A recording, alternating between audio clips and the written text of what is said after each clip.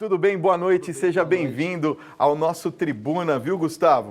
Olha, em primeiro lugar, quero agradecer por ter atendido aqui o nosso programa, porque muitas pessoas nos pediram para que a gente abordasse esse assunto, principalmente no final do ano, em que a gente vê, é engraçado isso, né? A gente vê muitas empresas demitindo. Primeiro, eu queria saber por que as empresas demitem tanto assim no final do ano, hein? Muitas empresas, né, aproveitam já para fazer a sua folha de pagamento aí de final de ano, 13º e etc. E acaba já aproveitando e fazendo algumas rescisões, né, cortando custos, enfim. Até mesmo para bater metas, né, de alguns balanços, tem empresa que tem essa redução de custos, então aí acaba, né, achando ali meios para cortar, fazer cortes de custo e acha às vezes em algum trabalhador ali que não está sendo eficiente, acaba fazendo essas decisões. Uma coisa que a gente tem visto, assim, eu não tinha me atentado a esse detalhe, mas depois de uma pesquisa até bastante aprofundada, já de outros anos da faculdade, depois eu vi isso de uma maneira até explícita na imprensa, muitas pessoas são expostas ao trabalho escravo. Por que isso também acontece aqui no nosso país? É falta de informação, seria? Olha, Fábio, eu até acho que não. Eu acredito que é mesmo algumas necessidades, né, daquelas pessoas que mais precisam. Infelizmente, né, isso é uma pergunta até muito ampla, né? Falta políticas públicas em determinadas categorias, em determinadas pessoas. Isso acontece principalmente com estrangeiros, né, que vêm para o Brasil. E até mesmo cai nisso que você falou, falta informação, mas acredito que falta aí a questão da ética, né? A falta da consciência dos grandes empresários, das grandes empresas, que precisam estar atentos a ter um lucro sustentável, né? E não a qualquer custo. Tá, entendi. A ilegalidade também seria um dos itens que a gente poderia citar, né? O que acontece, hoje os direitos trabalhistas, né, estão sendo bem regulamentados com o passar do tempo, há bem essa polêmica, né, de flexibilizar as leis trabalhistas. E hoje, às vezes, a não regulamentação, às vezes a não flexibilização do direito do trabalho cai nisso, né? Porque hoje a lei trabalhista ela é válida para todos, né? Desde a empresa menor até os grandes bancos, as grandes empresas. E talvez seja a hora de repensar nisso, né? Ver algumas melhorias para essas empresas pequenas no que se refere aos direitos trabalhistas também, né? No caso dos trabalhadores domésticos, né, até um certo tempo nós não tínhamos notícias de que eles poderiam ter direitos assegurados. Hoje eles têm plenamente os seus direitos assegurados, principalmente as que trabalham nas casas, as empregadas que trabalham nas residências? O que acontece é o seguinte, Fábio, não era que ele não era assegurado, né? O que acontecia é que tinha alguns direitos que não era concedido aos empregados domésticos. Entendi. E por meio da PEC, depois veio uma regulamentação por meio de uma lei infraconstitucional e garantiu, fez essa isonomia, né? Então, o que faltava era a isonomia, né? Essa igualdade entre trabalhador doméstico e os demais. E hoje, graças a Deus, houve essa evolução. Uma das coisas que eu também gostaria que você comentasse é a respeito, por exemplo, dos abusos por parte dos empregadores. Já que falamos dos trabalhadores domésticos, nós vemos que há certos abusos que acabam acontecendo por conta disso. Eu sei que a lei está bastante rigorosa com relação a isso, mas os empregadores, de uma maneira geral, têm obedecido essas regras? Olha, Fábio, como toda regra, né, como toda lei, tem exceção. Tem as exceções e tem aqueles que cumprem e aqueles que não cumprem, né? Infelizmente, no nosso país acontece muito isso. Isso até acaba aí, cresceu muito as demandas trabalhistas, né? Então, por que a pergunta, né, por que ainda muitos empregadores descumprem? Se eles descumprem ainda, se existem esses abusos por parte dos empregadores, apesar da rigorosidade da lei. Sim, ainda existe, né, principalmente naquelas categorias que não tem um sindicato nem tão muito forte, aquelas categorias realmente ali que falta uma política pública, né, para eles. Aquelas categorias mais necessitadas, vamos dizer assim, né? Principalmente essas são as que são mais abusadas. Tá. No caso, por exemplo, desses, agora falando um pouquinho sobre o outro lado, né? nós temos os empregos temporários e temos aqueles também que estão trabalhando sem a assinatura da carteira. Eles têm garantido os seus direitos trabalhistas, mesmo estando nessa situação? Por exemplo, 13º, etc.? Infelizmente, né, Fábio, quando o empregador ele escolheu vamos dizer assim, usar esse meio, né, de contratar o empregado e não registrar, ele já começou mal, né? Então, a gente não tem como precisar esperar que aquele empregador vá respeitar todos os direitos. Porém, não é porque ele não registrou, ele não concedeu, que o trabalhador não possa vir pleitear isso no judiciário posteriormente. Então, se ele se sentir lesado, ele fez ali, o empregador cometeu uma fraude, ele pode sim procurar o Poder Judiciário e obrigar, né, por meio do Estado, obrigar aquele empregador a registrar e a conceder todos os direitos que não foram feitos na época. Vamos lá, Gustavo, vamos estrear aqui o nosso novo número de WhatsApp. Gente, é uma loucura isso daqui. Para que câmera que eu posso mostrar aqui? Deixa eu ver se eu consigo mostrar para uma câmera aqui. Gente, estourou o nosso WhatsApp. A gente já tem um exclusivo porque está estourado o WhatsApp da Rede Vida, mas dá uma olhada aqui, ó. Para quem que eu mostro? Pro Renan? Renan, dá um close. Olha só o que já chegou de mensagem aqui, ó. Ó. É tudo isso daqui, bacana, ó. Hein? É brincadeira. Deixa eu ver se eu consigo selecionar algumas aqui. Vamos lá. Uma boa aí. Pergunta de Eliene de Montes Claros, Minas Gerais. Opa. Quem pede a conta, ou seja, quem pede a demissão, não tem direito ao FGTS? Um grande abraço lá ao pessoal de Minas Gerais, né, que está nos acompanhando. Não é que não tem direito, né? Quem pede demissão, você não pode fazer o saque do FGTS, não é liberado. E também o empregador não é obrigado a pagar a multa, né, dos 40%. Então você tem o seu valor, o seu dinheiro está lá disponível na Caixa, numa conta vinculada na Caixa Econômica Federal, porém você não pode fazer o saque. Mas ele fica lá, todo aquele período que o empregador recolheu, ele está lá guardado. Tá. Olha, tem uma pessoa que está pedindo que eu mande um beijo. É a Ariane Joanita de Cuiabá. Estamos na espera. Um beijo para vocês. Você fica aguardando aqui um minutinho, Gustavo, que a gente já volta a conversar, tá bom? Vou dar um recadinho bem rapidinho. Muita gente perguntando, muita gente também participando aqui do nosso programa, Gustavo. Olha só que loucura. A Tatiana Souza, de Itajubá, Minas Gerais. Pessoal de Minas, uma audiência incrível. Um beijo, ó, carinhoso para vocês aí de Minas Gerais, viu?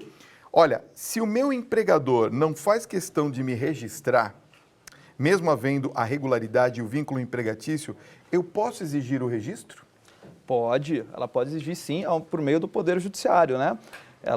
Oriento que ela procure um advogado e possa procurar o Estado juiz, né? O Estado juiz trabalhando, ou até mesmo a hora que ela sair da empresa. Bom frisar, Fábio, que ela tem até 2 anos para fazer isso depois que ela termina o contrato de trabalho dela com o empregador. Tá. Olha só, tem aqui uma pergunta do Fran Moura, que mora em São José de Mipibu, no Rio Grande do Norte. Diz que assiste o programa assiduamente. Olha, quando a empresa contrata, ela deve assinar logo no primeiro momento a carteira de trabalho ou somente após o 3º mês? Não, ela tem que fazer a assinatura da carteira, né? Pode, nesses 3 meses, na verdade, o prazo é de 90 dias, tá, que ela tem como experiência. O que ela pode fazer é dando um prazo de 90 dias para fazer um contrato de experiência. Porém, ela já tem que fazer o registro em carteira.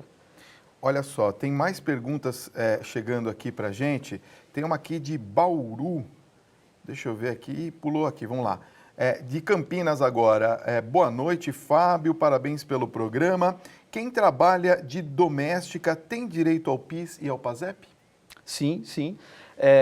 Hoje o doméstico, né, conforme a gente até conversou aqui no início, o doméstico hoje é igual, né, a todas as outras categorias. Veio aí tendo a isonomia, né, por meio da PEC, por meio de uma outra lei regulamentando. Então, hoje o doméstico tem sim direito a todos esses benefícios. Quer dizer, os benefícios normais de qualquer trabalhador. De qualquer outro trabalhador, isso mesmo. Tá certo. Fábio, boa noite. Manda um beijo especial para Lindovina Cortelete Rocon. Estamos te esperando. Ela tem 92 anos e é de Vitória, no Espírito Santo. Ó. Beijo para a senhora, viu? Obrigado pelo carinho da audiência aqui junto com a gente. Que bom, Ficamos né? felizes por uma audiência dessa, 92 anos, coisa bonita. Poxa. Vamos lá, mais uma pergunta. Boa noite, Fábio. Meu nome é Elizabeth. Eu gostaria de saber se as empresas estão isentas de pagar os 40% de multa no caso de rescisão. Eu sou de Curitiba. Não, não há essa isenção. A empresa, se demitir arbitrariamente, ela é obrigada a pagar. Só não incide essa multa caso a demissão for por justa causa. Aí nesse caso, ela é isenta de pagar, é isso? Não é que ela é isenta, né? A justa causa não onera o empregador a pagar todas as verbas rescisórias, né? Então, nesse caso, os 40% faz parte de uma das verbas rescisórias. Então, nesse caso, ele não precisa pagar, em caso de demissão por justa causa, ou se também o empregado pedir demissão. Olha só que interessante. Boa noite, Fábio. Eu estou sofrendo uma perseguição na empresa onde eu trabalho. Eu estou de atestado médico e meu patrão foi até o hospital para ver se eu falsifiquei o atestado. Eu já tomei advertência e suspensão por nada. O que eu devo fazer? É a Júlia de Rio Claro que pergunta. Bom, Júlia, nesse caso você tem que fazer uma vigilância, né, a todo momento para não cometer nenhum tipo de falta, enfim. E se você acha que está sendo lesada desse seu direito, você pode sim também procurar uma orientação de um advogado e até mesmo o Poder Judiciário para que venha tomar conta, né, disso, dessa perseguição, enfim, ser indenizada até mesmo de um dano moral, enfim, mas tem que ser visto, né? Deixa eu te perguntar uma coisa, Gustavo. A empresa, o patrão pode ir até o hospital e solicitar ao médico? Sim, o atestado é um documento, né? Certo. Então, o empregador, hoje, infelizmente, né, Fábio, você tem a fraude dos dois lados. Sim. Então, você tem a fraude pelo lado do empregador, mas você também tem a fraude aí por lado do empregado. Então, o empregador ele tem esse direito de constatar lá perante o hospital se realmente aquilo é verdadeiro, né? Se for verdadeiro, perfeito. É um direito do empregado estar afastado naqueles dias, né?